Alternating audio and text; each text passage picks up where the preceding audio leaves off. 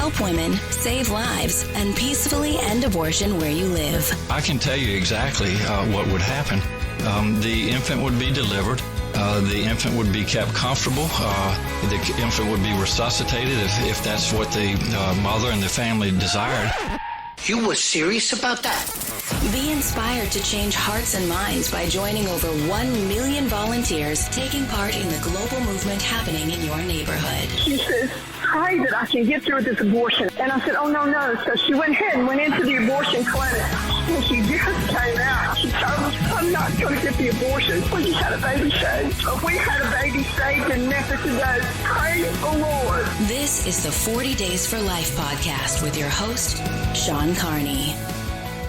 Hello, and thank you for joining us today on the 40 Days for Life podcast. I'm Sean Carney, the president of 40 Days for Life, and your host for this podcast, which is dedicated to helping you end abortion where you live. This is part 2 of our pop culture series. Part 1 was the problems and trends of specific pop culture phenomenon that have been negative in our culture, or influenced our culture in a negative way. And today we'll do the positive things in pop culture. And there are some. For those of you that think all pop culture is garbage, we will try to influence you towards a more positive outlook. And we've got some good ones on the list that I personally am very excited about. And somebody who is very much engaged in pop culture and has influenced pop culture from his house in Madison, Wisconsin, is Mr. Steve Garland. Glad to be here. That's all I got. Bill and Ted's Excellent Adventure, here we come. There we go. Heather Gardner is also here, very in tune to pop culture. Very. So in tune. All of the shows that were bad from the last episode you watched.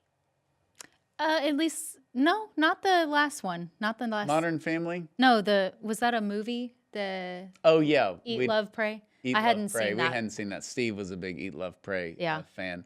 But all the other ones I had seen. I enjoyed the last one. We're beating up on certain people. We're also making the counter arguments. We're defending them. But you do not need to have listened to the first episode to listen to this. But that said, between the pop culture that ruined the world and pop culture that saved the world, we know which one is going to get more downloads. Absolutely. The ones that ruin the world are much more entertaining, and you get to hear us kind of rant and rave about certain things. And as we subtly defend, we talk about how bad The Breakfast Club is and what a great movie it is. Yeah. Some of these things you can't really avoid. As we are approaching into March, I was going to ask you, Steve, publicly, do you have any summer vacation plans? Not yet. Is that like we're taking the year off, or you're going to plan something spontaneously? I've got a lot of ideas, and they are all dependent on various things happening. There's some contingencies that need to be worked out. With work is what he means. No, actually with family. Oh. And with pricing. What if we have workshops in the summer? We don't. You've done a good job. This was my fault. I created this animal of 40 Days for Life is now the busiest time is the summer. Because when we created the symposium in 2016, we're like, well, all we have is the symposium. We have another conference that I have to go to every year. We have... We've had leader workshop training. We had the Dobbs event. It was just like, my gosh, summer's like becoming crazy. Mm-hmm. But we got better this year. It's a little bit more spread out. Yeah, some of the leadership workshops that we do, we've been able to move up. We were in Florida a few weeks back because we can do Florida in the wintertime and not worry about getting caught in a blizzard. Though our Atlanta leader got snowed into Atlanta, and Ramona almost didn't make it due to snow in Dallas. So that's wild. Results may vary, but no, we were able to clear it out a little bit and hopefully have a good time in summer. Are you thinking about summer already? I am. I'm excited. You a couple of weeks ago, you mentioned on the podcast about how the Packers lost. Sorry to bring that up. And then you go into and now it's winter and it's depressing. So my annual thing is when the Cowboys get knocked out of the playoffs, which of course they didn't even go this year. I have a kind of a positive outlook because our weather is so nice because it's winter, but also I'm actually getting excited about it being in the 80s and sunny. Okay. March is a beautiful month in the state of Texas. 80 degrees, sunny, windy, awesome. With some random really cold days sprinkled sometimes. Yeah, but I enjoy those because then we get to wear our coats and stuff. So I love this time of year. I love the month of March. I love just, I don't know, getting into summer, even though it's really hot here. I love summer. I love the heat the older I get. Do you realize how awesome his answer was, though, when I asked him about his summer vacation? Not yet. And then we're depending on family and pricing. Like you may not take certain people, or you're waiting for like a relative to like pass away. Like what's going on? Yeah, I'm hoping they're not going to hang on too much longer. I can get the inheritance, and we're going to Vegas, baby. We're going to Vegas. There's so much wrong with that. Vegas is family friendly now. I got to make sure. Well, that's the complaint about like Times Square in Vegas, which Times Square, went through the danger. It's been dangerous for a while, but like I went when I had that meeting in New York, and I stayed off of Times Square, and it was fine. There's kids everywhere. It's family friendly. They have the M&M store. Back in the 70s, it was like hookers and crack, and now it's Disney. But Vegas, I've heard, is the same way. Yeah. I've only been to Vegas once for a conference years ago, and didn't really get to do a whole lot. I'm not into the Vegas thing. I went in college to Vegas with family, and then I went a couple of years ago with some friends for CrimeCon.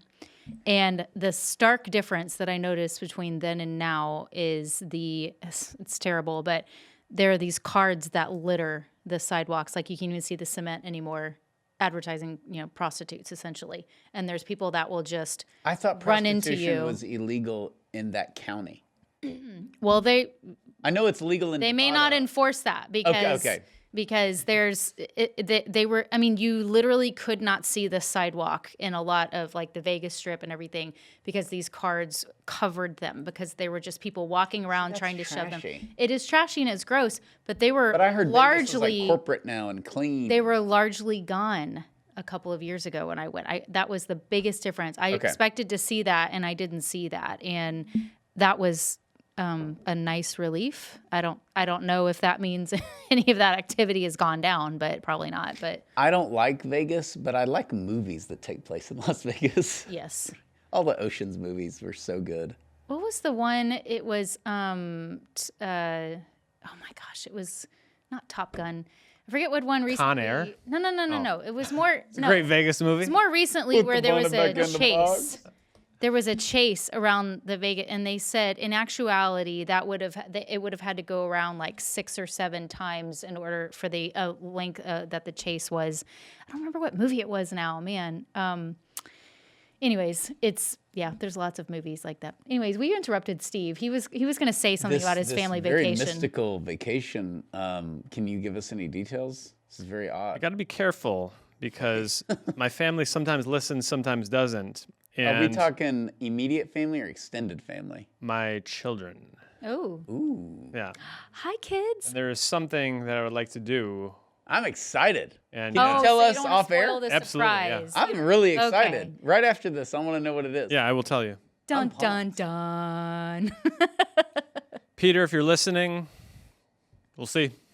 That stinks for him. He didn't say know it. before you. Especially if it doesn't happen, then it's really bad. Yeah, that's true. If it doesn't happen, it's really bad. But yes, Moving on. we are going on family vacation, and we are going to drive really far for the second time. Awesome. I love road trips. You like road trips? You stared at me when I said that. Yeah. Okay, I love road trips. Okay. As a human being who's been on Earth for 42 years. There's road trips with like small kids. I'd rather have my toenails whipped off by ISIS. But that's Ow. I can like zone out. And it's not because of like the kids are bad. It's because we're just all in the car together and it's super loud and all of that. But post 2023, the car has been great because Timothy has been good. And Timothy dictates everything. He's the baby. And he's now 5, but he's easy in the car now. You and I have entered a new era. It's awesome, man. I love it. And there's just obviously no baby, okay, because that's always your first priority. And actually, babies are usually easy in the car because they fall asleep. But the whole, like, you took my graham cracker, all that kind of still goes on. And then the teenagers start yelling at the little kids, and the little kids start yelling at the teenagers. So is that wears on Mary Lisa? That's my gauge of whether things are going, because I want Mary Lisa to enjoy it.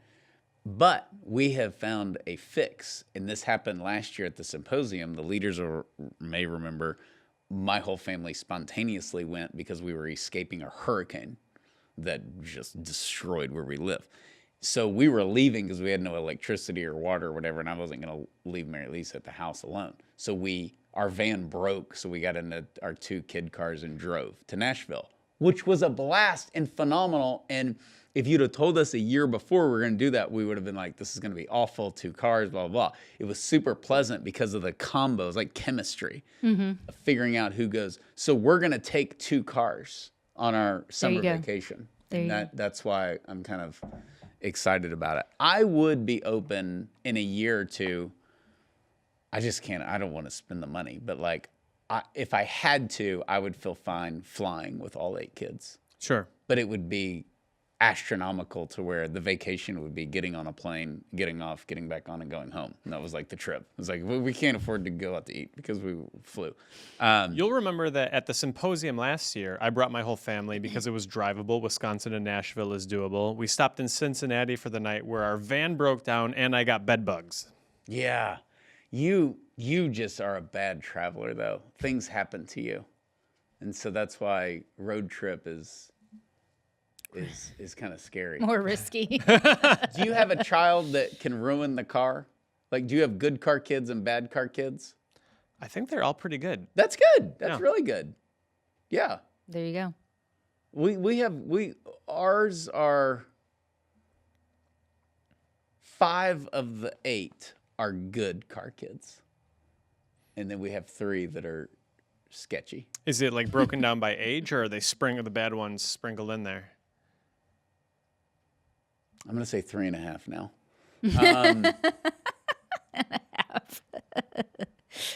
Oh my goodness. The 2 younger boys and 1 younger girl. Okay. And the boys are picking on her, and she's like, she has the emotional frailty or emotional stability of like Michael Jackson. Like everything, she just falls apart whenever any little thing happens. And so she's all heart. She's like super lovey, but super sensitive. And they know that. And they take advantage of it. And you're just like that whole cycle. But with that said, we're looking forward to it. And this is kind of the time of year you start to look forward to summer. Absolutely. I can't wait to find out what you're doing. Let's record this so we can find out later. Okay, so this is the positive influences, encouraging pop culture trends. And number 1, yes, baby. God Top bless Gun. Tom Cruise. Top Gun 2 was not woke. And we did kill the bad guys. And he said Goose's son is not going to be trans. We're not gay. We're not trans. We're the U.S. freaking Navy. And we win. We kill the bad guys. And we do it. And we play volleyball with our shirt off. Yep. So, yeah. Gotta have that in Top there. Gun 2 was fantastic. All for you, baby. Thank Yeah. you. This I one- appreciate that. This is a movie where I think Tom Cruise would have done it anyway, but we Yeah, talk he so would. often about like, this show couldn't be made today. This movie couldn't be made today. Could Top Gun be made 5 years ago? I think he would have done it anyway, but this was sort of a, hey, we're back, baby. We're back. And America's awesome. The military's awesome. Fighter jets are awesome. And this you can make a blockbuster and not follow the Hollywood agenda. You can just make a good movie. Yeah. And that's what he did. And he personally, and because of all the producing and obviously he starred in it, he personally made $200 million from Top Gun 2, deserved every single nickel, in my opinion. He makes the whole thing go. It was awesome. They, of course, had to delay because of filming. Then they had to delay because of COVID, and they delayed again. It actually came out in 22? Yeah, 22. Wasn't No, 23. 23. I think 23. 20. Gosh, Yeah, because they finished. It was supposed to come out.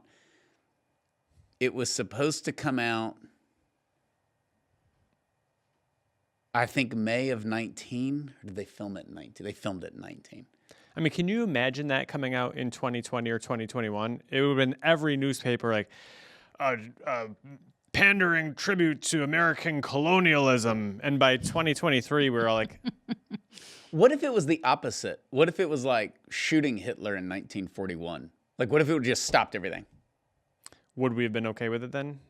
No, I'm saying like, what if they released Top Gun 2, like 4th of July weekend of 2020? So the riots are going on. Oh. We're a horrible country. We're a trans country. We're a racist country. The founding fathers are evil. He drops Top Gun 2 on July 4th, and it's like, no, man, we're Top Gun. I think Will Ferrell's prayer in Talladega Nights, "Save me, Tom Cruise," would have been answered. Save me, Tom Cruise. Yeah, it really was. It was very encouraging. And for people that are like, it's just Top Gun. He didn't intend to do it. It's just the story. No. There's a lot of pressure on Paramount, a lot of pressure on him. And then people tried to boycott the movie. Boycotting Top Gun 2. Is there a dumber cause in America than that? One of my friends invited a big group to go, and so we all went together. We're kind of filling up the theater. You went to the theater to see it. I saw it in the theater. Proud of you. Yeah. And at the end, as the credits are rolling, my buddy starts a USA.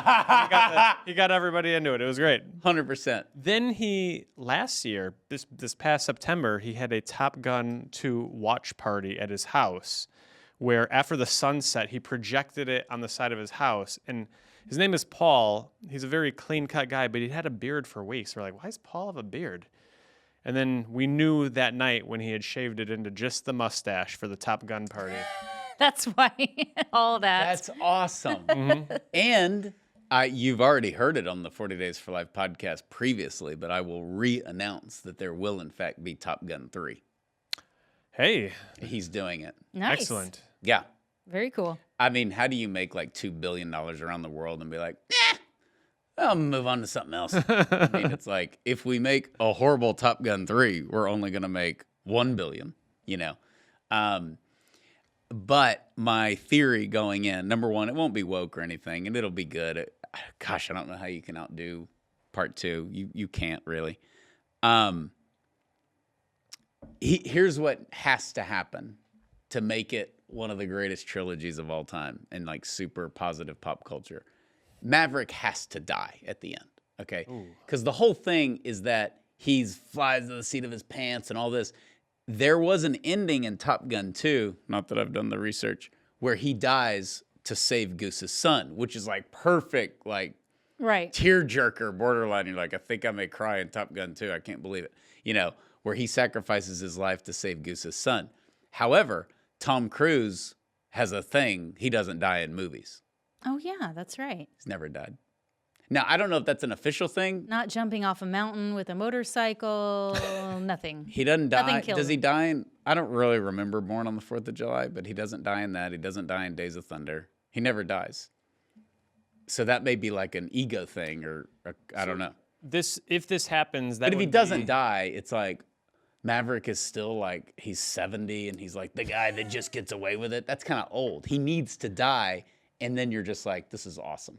It'll be the most inspiring moment in American cinematic history since Randy Quaid saved the world by crashing into the spaceship. Seriously, right. That's on that level. Yeah. There It's you like a serious version of that. I'm back. But yeah. Yeah. I just think that kind of has to happen in Top Gun 3. But anyways, I forget when it's coming out. But it's an official thing. Paramount's doing it. Tom's doing it. And Top Gun 3 is going to happen. Let's do it. USA. USA. It's going to be a great movie. The Maverick, like, flies Air Force One. Like, has to save the president from terrorists. That'd be kind of cool. Take a left, Tom. Take a left. Maverick. Take a left, Maverick. Okay. Number 2, evidence that are encouraging trends in pop culture. These TV commercials. Now, it started kind of, frankly, after the election. But the election was a mandate, like, we're tired of the woke stuff, cut it out. So you had Volvo AT&T, Apple. We'll get to Jaguar. They're negative. But Volvo is like a pregnant couple. Yeah, it's like every rule of making advertisements they broke. It's like a 4 or 5 minute something ad, and the couple finds out they're expecting, and the whole future raising their daughter is playing out before this man's eyes. And then you see the expectant mother kind of walk in, crossing the street. There's a driver not paying attention. She slams the brakes because she's driving a Volvo. She doesn't hit the girl and doesn't hit her baby. And as a result, they say, the most important moments are the ones that never happen sometimes. And it's great. It's just a wonderful depiction of the value of life. It also is brilliant as a marketing tool because Volvos are known for their safety. They always have been. That's like their best thing. And they tie that into that which is the most important, which is a baby and children and protecting children. So just feel good, I mean, it's not woke, and it's not even just not woke. It's pro-family. And it stands almost as entertainment on its own. Like, you would go watch it just for the value of seeing it. Forget about the fact that it's a Volvo ad. It's good cinema. Mm-hmm. Yeah. Mm-hmm. Yeah, and it's Wholesome. The next one is Wholesome, the AT&T. They released a phone ad urging people to call their grandparents. That's really good because grandparents are lame and uncool to kids these days. So, And racist. Yes, racist, yeah, and just ignorant about everything. Yeah. We can learn nothing from our grandparents. Right. Which is sad. No, it really is. No, that's a good one. And then Apple. This is my favorite one. Gosh, that's a tearjerker. Yeah. With the dad, he is hearing impaired, basically deaf. So he's got this litany of his daughter's life from when she's a baby to a teenager, and everything's muffled. He can't really hear what she's saying. Then the mom comes over. Is it a Christmas ad? Yes. Okay. She hands him the buds. He puts them in. It's for hearing impaired. It translates everything. He can hear his daughter clear as day. So he relives all the memories you watch through the muffled, wording previously in the commercial, and you actually hear what she's saying clearly. And of course, he's hearing it clearly. And they cut to his face. They're cutting to her in his mind, saying all these things to him. So good. Beautiful. We'll Absolutely put these links to them on the show page. I mean, that's how good these are, that we're going to link to advertisements for corporations on the Pro-Life podcast page, but they're that good. Well, it is, and it's also just, these are big companies. Volvo, AT&T, Apple. I mean, we've criticized these companies. We've criticized Apple. They've had their fair share of flaws. But as I text on my iPhone. But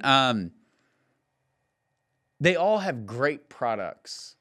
And this has been my frustration with these corporations getting into the culture war. And it's such a distraction. It's a distraction from your goal of making money. It's also, you can't help but tell Americans what they believe. And I think after the election, they were like, can we just do some traditional family basic stuff? Normal. Normal. It was so encouraging to turn on a football game or whatever, and I'm watching with my boys, and I'm not just being bombarded with weird crap. Yeah. Remember, and that's a category for sure, weird crap. But remember in the 90s, we have to reference the glory days, you had the McDonald's commercials with Larry Bird and Michael Jordan. Yeah, nothing but net. Nothing but net. And it's just fun. You looked forward to the commercials, and they had the Bud Bowl, the Bud Light versus Budweiser, and the bottles are playing football. It's just stupid, but it's funny. Bud Light's not playing football these days, I can tell you that. No, but think about that. Think of how far they fell of just basic.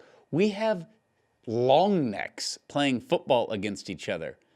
Hey, could we replace that with a guy that became a girl? It's just You had the Budweiser horses that were playing the game of football, and fantastic. he kicks the extra point over the power lines, and the rancher's like, do they usually do that? No, usually they go for two. They usually go for two. Genius. Absolutely genius. And not to mention the countless amazing Dorito commercials. Doritos Justice. Doritos Justice. I forgot about the Doritos Justice podcast. Google that. Okay, the next one, The Chosen, We have to do it. This is a positive thing. I believe that The Chosen is a good thing. Oh, we're about to get a counter take, aren't we? Yes. Okay. I don't agree with the counter take, but Okay. I'm saying we're going to have listeners that write in. There is The Chosen is the devil movement. I don't get that. And if you're in every like culture war thing and you're in 40 Days for Life and you're anti-war and you're just involved in everything, that's fine. You want to be against The Chosen, I'll give you your street cred. But like, it's the people that won't go pray at an abortion facility and they complain about The Chosen. And I'm like, what's the matter with you? Do you understand like the cultural fronts we're supposed to engage on? Like you don't like The Chosen because they had this one thing that you don't think is scriptural. This is a big Catholic thing too. I don't want to say a lot, but there's a movement of Catholics that say Catholics can't watch The Chosen. But they won't say Catholics can't watch whatever, Goodfellas. Maybe they do. But I'm like, I don't understand. To me, I haven't watched the whole thing. I've watched about half of The Chosen. I think they're very well done. I really like it. I think it's beautiful. It's inspired me to live my faith better as a Catholic. There hasn't been, I think that they have butchered Mary as a cast. And some people are like, Mary's an afterthought and all that. I don't think that. I think she's in it a lot. But I just think it's I think the lady who played Mary in The Passion is just so awesome. Mm-hmm. All future Marys are ruined. Same with Caviezel, although the guy is great. What's his face? Jonathan Rumi. Fantastic. He's fantastic as Jesus. Peter is fantastic. He's my favorite one. Matthew is great. Like the quirky, weird, and that's how the apostles were. That's how we are now. Everybody's going to like, you have like the quirky guy. So we're setting aside the people who are just like, the creator of The Chosen is anti-Catholic, man. Maybe he is. Maybe he isn't. I don't care. It's a Christian version of woke. It's our version of tearing down the George Washington statue. Good one, Steve. Yeah. I like The Chosen. I'm kind of like you. It's not something you're supposed to look at and say every single tiny movement is quoted in scripture, and if it's not, then we have to be anti the show. They take artistic license and they fill in a lot of things where kind of using the imagination of what it was probably like and some things without being anti-biblical. And I really love it. I think it's high quality, which is unusual. Me too. So very high. This is a Catholic Protestant thing. And in The Chosen case, it's like, to me, the over-the-top Catholics that are nitpicking. And what I say to them also is credit to our like once saved, always saved, scripture alone Protestant brethren.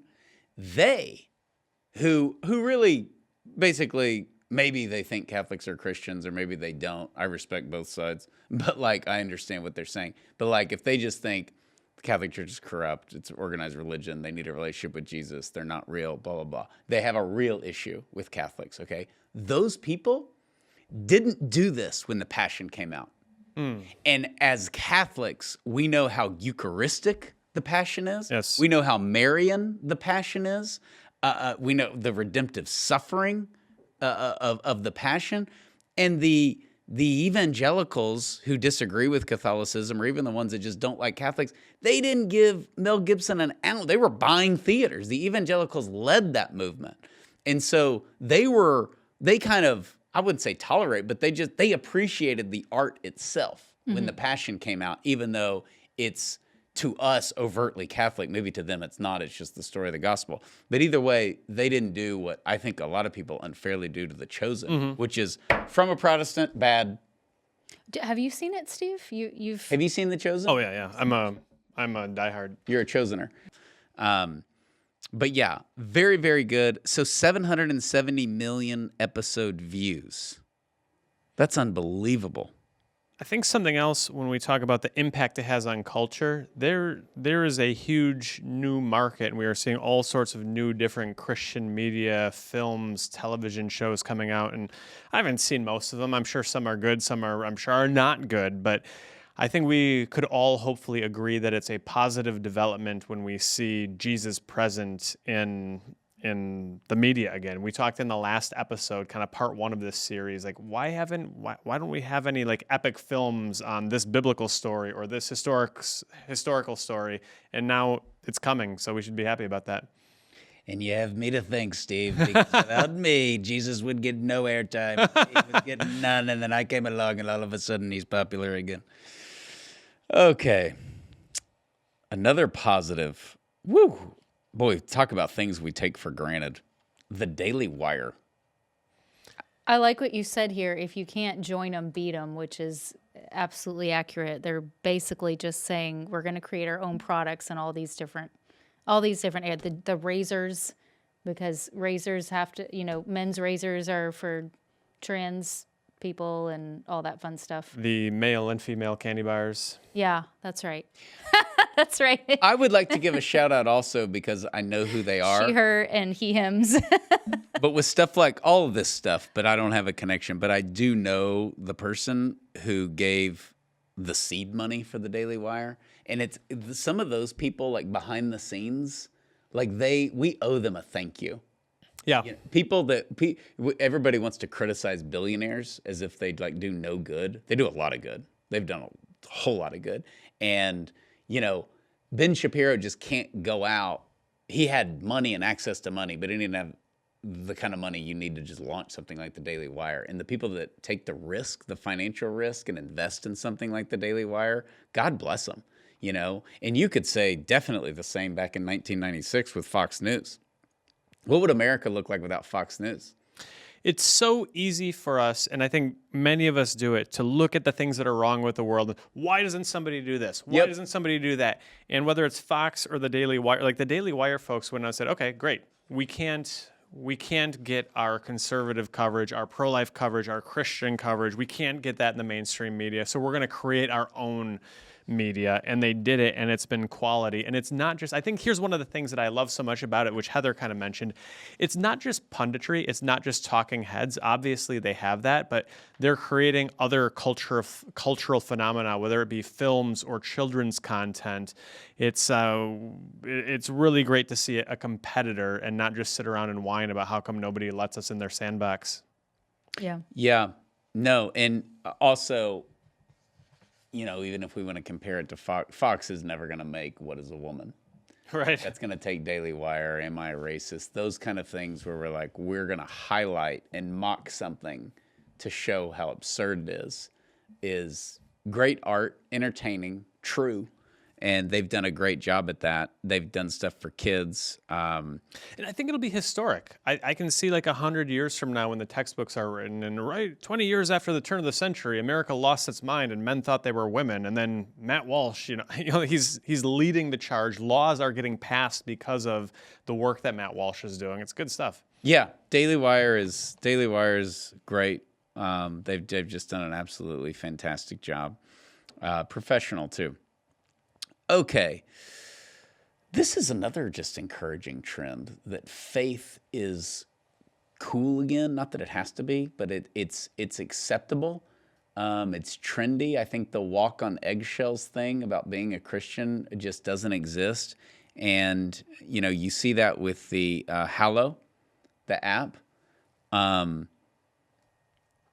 which is, downloaded by millions of people. They do the thing, and I have a mixed relationship with this, but overall, I know it's good. I'm not going to gripe about it, but I don't like when it's like, hey, a celebrity's doing the thing that I like. It's like, well, yeah. It always seems like a sign of insecurity. It does, and it's like, well, if you're Christian or you're Catholic or whatever, like that should just be good enough. It doesn't have to be. Mm-hmm. Yeah, and Mark Wahlberg praised the Rosary too. It's like, yeah, but the Rosary's good without Mark Wahlberg. Yeah, yes, I've never been sitting around and be like, what my spiritual life needs is Marky Mark.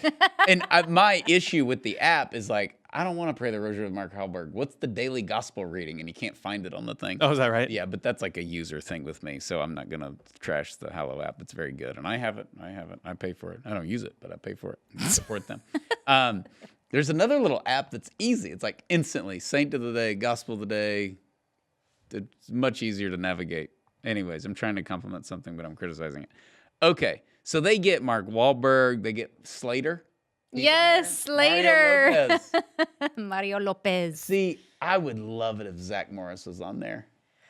He's great. He's not out there like Slater is right now. Do you know why? He's like a no child should ever be a celebrity, like protect our kids guy. Interesting. Yeah, he's a good. I watched a documentary when I had my foot surgery and I'm like propped up.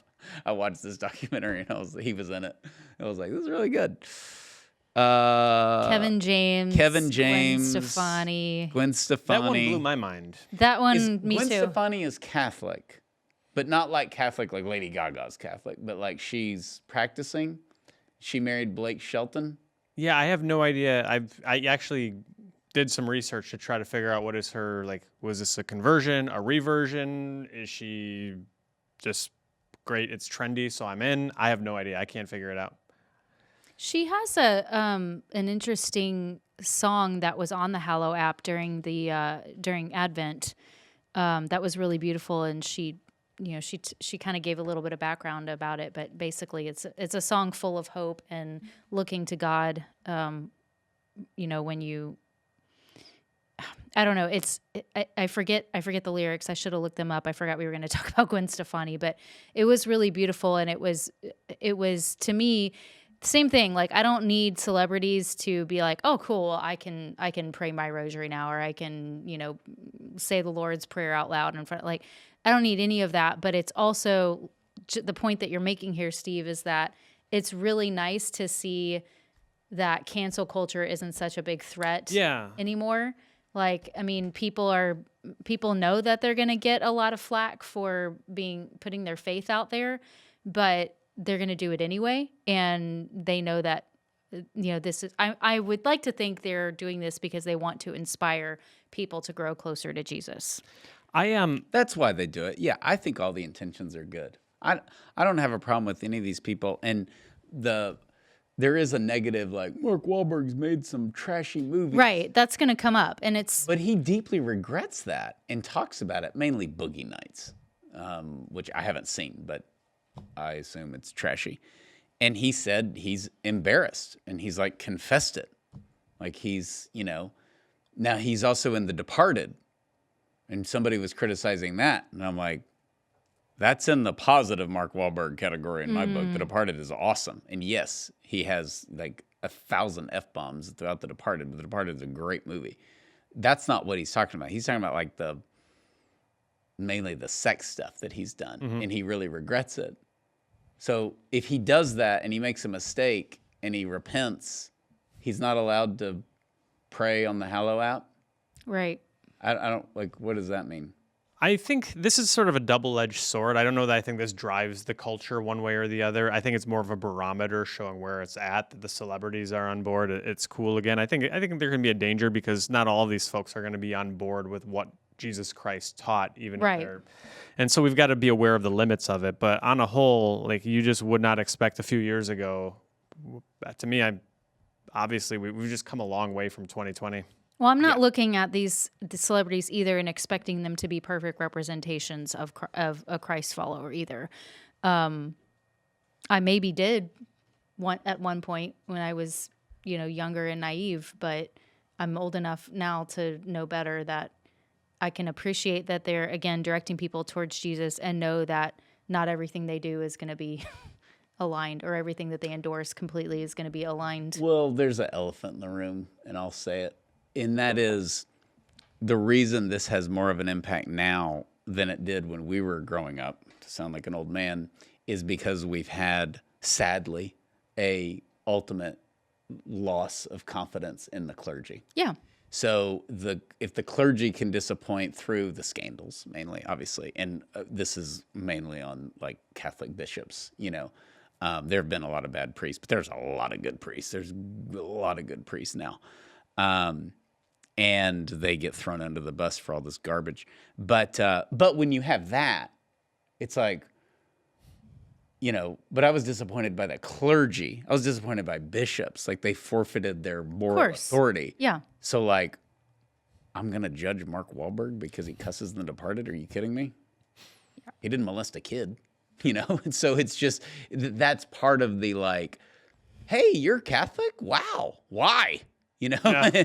and or Christian or anything else, you know, because Christianity is beat up so much in the culture that when you have an actor or an actress, it's like, oh, you know. There's actually a great Joe Rogan clip. I know we're going to get to Joe Rogan, but Joe Rogan, would not say this now, but it's way back in the day, and he's interviewing Gary Sinise. And like Joe Rogan does, it's all long form, so he doesn't do research, right? He just wants to find out who the person is. And I know where this is going. I went back and listened to the episode because it's probably 10 years old. And Gary Sinise is going through his like life story, and then he's like, yeah, and then, you know, I became Catholic. And it's just silent. And Joe Rogan's like, what? And he goes, yeah, I entered the Catholic Church. And he goes, why the F would you do that? Oh, gosh. And Gary Sinise really handles himself well.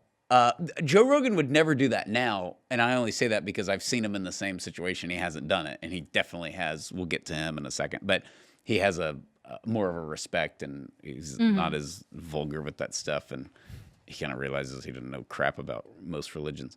But yeah, I thought that was that's a great, like, for any, if you want to go back and listen to something of how they handle themselves in a public hostile environment, like why the F would you become a Christian? Gary Sinise does a pretty good job of it because he's Lieutenant Dan. Wait, are we talking about in CSI Miami or something That's different? him. Okay, That's yeah. him. Yeah, he's probably known, he said in like Asia, he's known more for CSI. Wow. And then in America, he's Lieutenant Dan. Okay.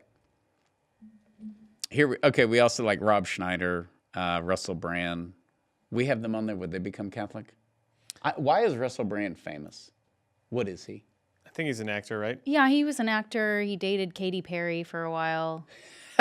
Is he on this list of like he's famous because of the girl he dated? I don't know which came first, but he's been okay. He's a good example of a celebrity who doesn't care, can't be canceled anymore, but he's open to looking where God is going to lead him, and he is totally open and repentant about his past lifestyle and all these horrible things he's done in his life, and now he's just like you are witnessing his conversion and his journey as he's going. He's very open about it. When did he convert?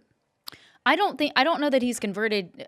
Well, he's Christian, and I think he came out 5 years ago, maybe, talking about how he had converted. It's been a while. Okay, cool. It's been kind of like milestones. Like now Yeah. he's speaking out against pornography and Yes, sex addiction. yes. Now he's like kind of like the Christians aren't as crazy as I thought they were. Now he's a Christian himself. Okay, cool. Yeah. It's unfolding. This is awesome. Major newspapers quit endorsing presidential candidates. How about that? These people were so arrogant. Like, we care who they're voting for. Like, this used to be like this huge deal. You have to once in a while vote for the Republican vote for the Democrat to mean anything. Oh, well. There you go. All that is the crushing of the credibility of the media. That now they're like, we can't even pick sides because no one cares. Well, they were complaining, and they dubbed the last election the podcast election. And it's like they were finally admitting they suck and people don't want to listen to them. So, totally true. So Washington Post, LA Times, USA Today, those were some that did not endorse Vice President Minnesota Harris. Star Tribune. Is that the Minneapolis newspaper? Minnesota? That's legit. Yep. Because they're crazy up there. And of course, I'm sure there's all this George Floyd stuff that newspaper was responsible for. Who knows? Okay, the Babylon Bee has been very, very positive. I love the Babylon Bee. Oh, yeah, no doubt. And for years, decades for that matter, The Onion was kind of the gold standard of satire. And they certainly leaned liberal, but they were funny as heck. And once in a while, they'd get a conservative-leaning article. And I remember it was 10 or 12 years ago, 14 years ago, they had an article about Planned Parenthood opening an $8 billion abortion plex. And it was pro-lifers could not have done a better job skewering. They talked about late-term abortion in that. Mm-hmm. And like they interview the CEO, he's like, it's amazing how many people we can chop up just in 30 seconds. Like it's brutal. Whoa. Like, we even have a daycare on site to watch your kids while we kill their siblings. It's That was prophetic. That's It was. actually happening. I know. But Oh my the fact that it's gosh. from the Onion, I think that was part of their demise. Oh, gosh. But they're gold news now. I mean, think about, like, do you remember 10 or 15 or 20 years ago, like, the cool thing was like, I don't watch the news. I get my news from Jon Stewart and The Daily Show. The Daily Show, Colbert, all those guys are old news. Nobody cares. And you've got the Babylon Bee, you've got Gutfield, you've got Matt Walsh, you've got, like, all of the... It's not funny anymore. Now the funny side is the conservative side, the Christian side, the pro-life side. They should have never become political. I never liked Colbert. I can't stand him. I think he's shameful. I loved him for a while. Yeah, you did. He was a lot hilarious. of people did. A lot of people did. I didn't. I thought he was. I thought he was full of it. The King of Glory, that was one of his golden moments. It's a no-go. He does a dance for the King of Glory because it's No, such a ridiculous song. He's the one that wants people to believe that he's absolutely in love with the Catholic Church and his Catholic faith, and deep down he absolutely hates it, and he can't help himself. He's very knowledgeable in certain parts of it, and I went to 12 years of Catholic school. Yeah, he's a big. he's a Sunday school, or at least he was a Sunday school teacher. Yeah, he like talks about that and then just not criticizes the church, but criticizes church teaching and anyone who believes it. Anybody believes it and mocks it, and he's just total phony. And then he gets all offended. I noticed that too with him. See, a lot of these comedians, you're not going to offend Jerry Seinfeld. You're not going to offend Bill Maher. But then, like Colbert, we get all offended and all serious. This is where, before he died, Norm Macdonald did this great interview with the Canadian press, and he was talking about Saturday Night Live and their impressions of Trump. And he said, I don't like it. If you're going to impersonate somebody, you have to deep down like that person. Otherwise, you don't capture the essence of that person. And this is, I think, maybe why the old school left-leaning satire is no longer funny, is because it's all spite and no actual humor, no understanding or admiration on any level. And it's not fair. Like Leno was so good at this. He made fun of everybody. Mm-hmm. He was good at making fun of Bush. He was even better at making fun of Clinton. He made fun of Obama. He just made fun of everybody. He was funny. And he could be funny and clean. He could, it was just funny. And that's just long gone. Okay, so Babylon Bee. Next on our list, Christian and pro-life viewpoints are allowed on Twitter. I guess that's a victory. Jeez. It's Elon. It's a big victory. So when Elon they said, why did you buy Twitter? And he said, I don't want to sound dramatic, but I did it to save civilization. It's the most dramatic statement you can say. I don't know if he's right, because we don't need a human to save civilization, but he is right up there with some of the greatest people who have ever lived as far as free speech, because it just doesn't happen without him, the Trump election, I don't think. It's unbelievable. Okay, let's get into Joe Rogan, because he's getting better with age, for sure. I never listened to Joe Rogan until, like, if somebody was on that I wanted to listen to, and they're like, he just happens to be on this episode, that's how I would listen to him. And I do that now, still the same. He had Mel Gibson on. That one got a lot of play. He had, actually, your boy, Luke Bryan was on. Oh, really? I skipped that one. You did. Do you listen to him at all? You don't listen. I do. I don't listen. I don't listen religiously like every episode, but I was scrolling through. I was like, I don't think I want to hear that. Well, what I do too, I've done this with different podcasts to help make our podcast better. I don't know if that's actually worked, but I've learned a lot from Joe Rogan's podcast. I've learned a lot from your guy, Bill Simmons. Okay. Probably like the best podcaster, I think, as far as you have no idea he's taking you through this thing and you're entertained. He's very good. But just to improve our podcast, you want to listen to people that are actually professionals. But Joe Rogan I think he is an ally. I mean, he's not like waving the, pro-life flag, but I think he will be. I don't think I think he's like Trump back in 16. I don't think he thinks about abortion or knows a lot about it. But he's definitely leaning towards that. He's definitely leaning towards Christianity, which Jordan Peterson said that he's on his way. But Jordan Peterson needs to get there too. I was listening to one of the podcasts with Rogan and Peterson. I was like, yeah, this is great, this is great, this is great. And then they both came to an agreement that Christianity and, in fact, Judaism emerged through the use of psychedelic drugs. I was like, I'm out. Yeah, so I heard that one. I thought that was one of the things.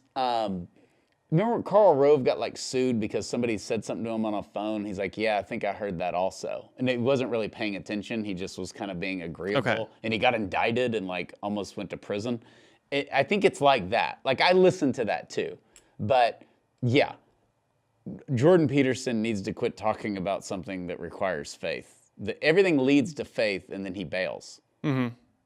Like I know what the Bible teaches and I can make like, to me, he hasn't said anything super profound when it comes to this. And it's interesting because I like hearing him talk about it. But it's only interesting because he doesn't believe it. You know, it's kind of like he's advocating for what we believe. Yes. So that's what makes it interesting because he's like, hey, he's selling our stuff, you know. And so it's like if Bill Gates were promoting the 40 Days for Life podcast. I'd like be excited, but I know he actually doesn't even like the content. He's just promoting it. So it's kind of weird in that way. But I don't think that's fair. Like, there's two things with the Jordan Peterson thing. Number one, he has courage in all areas except for this one so far. Yes. So he won't put himself out there on this. He'll talk about it. He'll talk around it. There's a, Big and Rich, okay, that country singer, he interviewed him and he's like, but if you don't accept, he's doing like the Baptist thing. If you don't accept Jesus Christ as your Lord and Savior, what's the point of all this, Jordan? Yeah. And he's like, I know, I'm getting, he's just talking around it. Well, you've talked about how much he admired his wife watching her conversion. Right, but when he says that, it's like he's talking about a neighbor. Yeah. It's like you're married to this woman. You admire her. You can't search perpetually. You have to reach the end of the road and make a decision at some point. But to defend him, it's not up to us of how long his road goes on. Right. But it's not up to him either. Well, no. You can run out of runway at some point. He hasn't been in. It's not up to him either, but it's also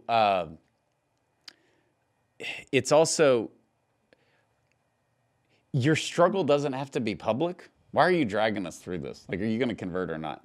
So it also, to me, because, the intellectual history of Catholicism, the history of Catholicism, the richness of it, the doctrine, all of that stuff is extremely interesting. But the whole point of it is for the salvation of souls, which is the last word in the code of canon law for Catholic teaching. All of this is for the salvation of souls. That's the whole point. This ain't Confucianism. It's not like, hey, I read Civil War history, and now I'll read medieval history, and then I'll get into math, and I want to study astronomy. We're not here to entertain you, with the richness. The point of Michelangelo's Last Judgment is to cleanse your soul in preparation for judgment before God. It's not because, he used this dark color and that's so nice and interesting. It's not a museum. It's a shock. It's to shock you into conversion. That's the point of all this, the Pieta. It's beautiful, but it's because they killed Christ and Mary is there and she's holding him. And that's not just for us to be like, hey, I got a selfie with it, which I did. But it's like, hey, this is the sacrifice that Jesus did for your sins. And so, with that said, I go back and forth with Jordan Peterson. I like hearing him talk. But if he's saying the same thing in 5 years, I think he really hurts his credibility because in the end, this has brought him an audience. It's brought him money. It's brought him more people, more eyeballs, more ears. And if it's like, yeah, I still don't know if I believe, it's like, why don't you kind of save it? Like, why don't you reserve your opinion on our religion publicly, and why don't you do more of a private search instead of, Yeah. I don't know. Okay. Because he's sophisticated enough. You know how guys talk so long and so advanced that you're like, you can't answer a simple question. Like, what do you want to eat for dinner? Well, I mean, that's a good question. And traditionally we didn't eat dinner until 8 o'clock at night. But when Western civilization came, it became people got off work and they would get something like at home, and you're like, what do you want to eat for dinner? I've got a priest friend like that. Like, hey, they take the Lord's name in vain in Christmas Vacation. Can I watch it? Well, it really comes down to a discussion about justice. Like, I don't know. That's the whole point. Also, when you go back to teaching, is truth, like the actual search for truth. And so anyways, I think I get the sense a lot of people have that view of Jordan Peterson. And with all that said, I could listen to the guy all day. Yeah, for sure. So, okay. But we got off on Jordan Peterson, but he's the one that's saying Rogan is going to convert. And your point is, why are we listening to him? He won't convert. But do we know if Jordan Peterson is a Christian? Like, does he believe Jesus Christ rose from the dead? I thought he had already professed that he believed in Christ, but I could be wrong. He professed that he believed in God. Okay. He's no longer an atheist. No, not an atheist. Okay. I mean, this is sort of we asked him what's for lunch, and we got a history of lunch. Does anybody know? Does anyone have an attention span long enough to figure out the answer? I think what this is, one of the reasons I think that Rogan is so important, whether it be having Jordan Peterson, or he had the Babylon Bee guy on, or Mel Gibson, or the Protestant guy who I don't agree with his stuff, but he's having Christians on, and he's giving them a platform, which has not been the case. He's giving pro-lifers, Christians, conservatives an opportunity to make their case in the marketplace of ideas and let other people decide. And that is the exact opposite of cancel culture. And now Rogan, I mean, he's the best at what he does. He's so big, he's uncancelable. He's an entity unto himself. And that is really good news for us because he gives us a voice. I have a prediction. Ooh. And it may have already happened, so it may sound stupid, but I don't think it has. A big thing for Rogan, something that's definitely going to happen that's right up his wheelhouse, is he's going to have an exorcist on. And it's going to be an awesome episode. Yeah. Because he's the perfect guy to interview an exorcist. Because he believes in good, he believes in evil, and he's like, so what? And he's not above dumb questions. Because he'll ask, not dumb questions, but like basic questions. Like, so what happens? Talk about Mark Wahlberg dropping F-bombs. That episode was like, and then the guy's head started spinning around, and it was just like on the movie. Mm-hmm. There's going to be some F-bombs. It'll be definitely some F-bombs. Don't write in and say that I should go on Joe Rogan. I couldn't get through Christmas break without people telling me I should go on Joe Rogan. You don't just go on Joe Rogan. Yeah. And he doesn't do... One does not simply walk into Joe Rogan's podcast. It's also like, I'm not really important at all. Like, people, it's like, you should go on Joe Rogan. It's just like, you should go play for the Dodgers, Steve. You're like, I don't think I'm really in position. I would love to go on Joe Rogan, right? It'd be great for 4 Days for Life. But people just think you just go on stuff. I'm like, it doesn't work like that. And Joe Rogan doesn't do pitches.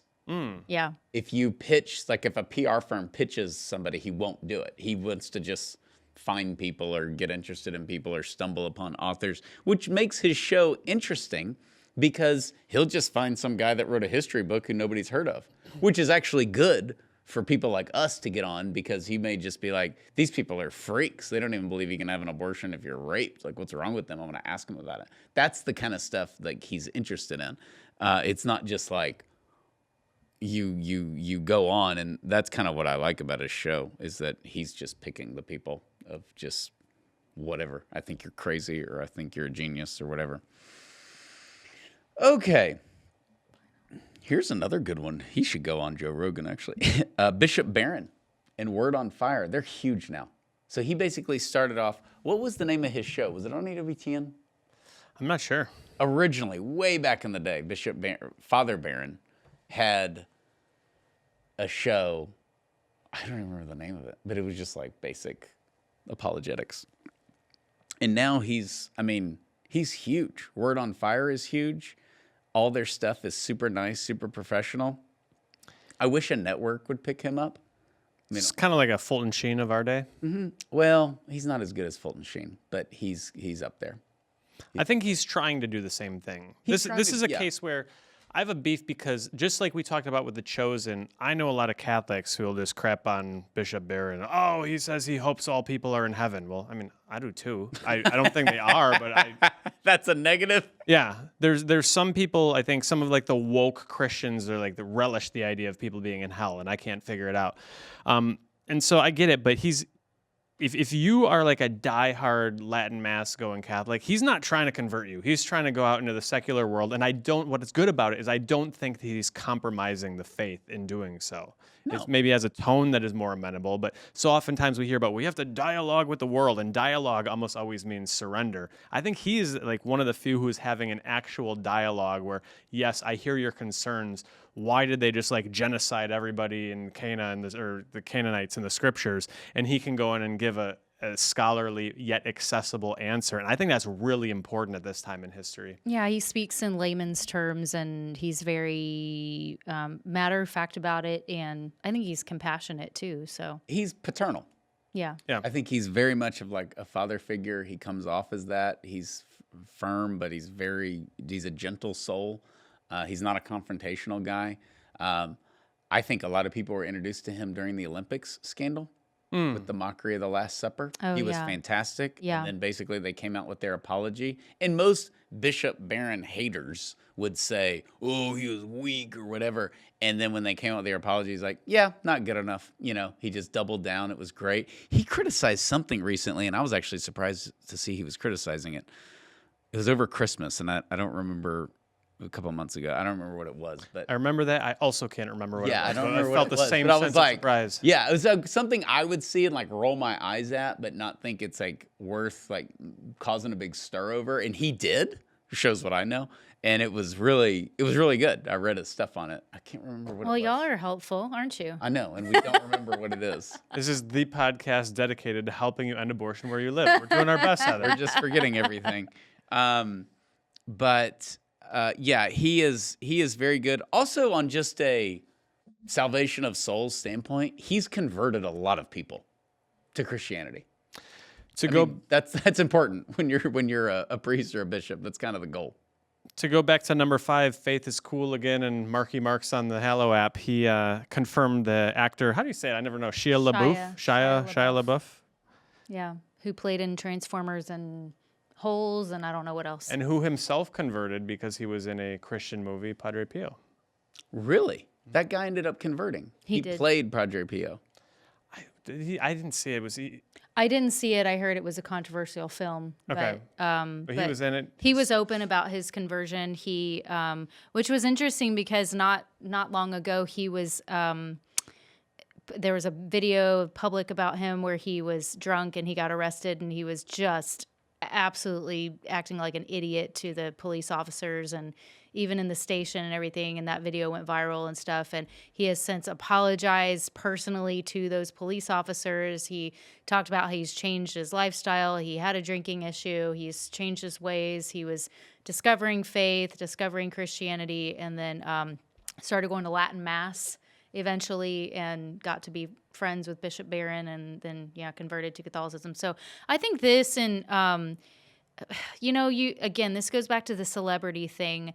We shouldn't have to have celebrities to base our faith on, or base our reason for our faith. It should be Jesus. But to me, this was kind of like not Puff Daddy, P Diddy. What's his name that said George Bush hates black people. Kanye. Kanye West. Thank you. I was like, he has multiple names too. You know, he had this conversion to Christianity, and people were like, "Oh yeah, sure, blah blah blah." Didn't age well. And you know, he's really. It's probably not really. It's like, okay, maybe it is, maybe it isn't. And I kind of felt the same with Shia LaBeouf. Like, if he is, that's great. Pray for him. Maybe he'll fall again, like most of us. I mean, we pretty much all do. But don't base your faith on his example. Yeah, but the dilapidated Hollywood Christian is easy to do now because Mel Gibson has paved the way. Because he's destroyed everything. He's continued to struggle to practice his faith, but he's definitely done, the drunken Jewish rant, the yelling at the cops, the divorce, the full works. And he talks about it with great humility of just how he's like the poster child, right? Yeah. But he's always been trying to live his faith for his whole life, actually. He was always, he's raised Catholic. Of course, now he doesn't recognize Vatican II. But like, he's done the whole thing. He's like crazy Mel. But artistically, he's a genius. But he's never been like, I now believe, or I now don't believe. And the biggest comparison Mel Gibson has is Johnny Cash. Because Johnny Cash famously said, I was always a Christian. I just was terrible at living it, But he's like, I always believed. I never doubted. He's like, that got me through life. It got me through my mistakes because I actually never doubted. I just screwed it up multiple times in public because of my life. And I think Mel Gibson has done that. And is sort of back in good hands with Hollywood. That was, I don't know if you saw the clip of Robert Downey Jr. He won an Academy Award. Yes. Brought Mel Gibson up. Yes. Yeah. That was awesome. He's paid for his sins. I think, let's go. Give it a rest.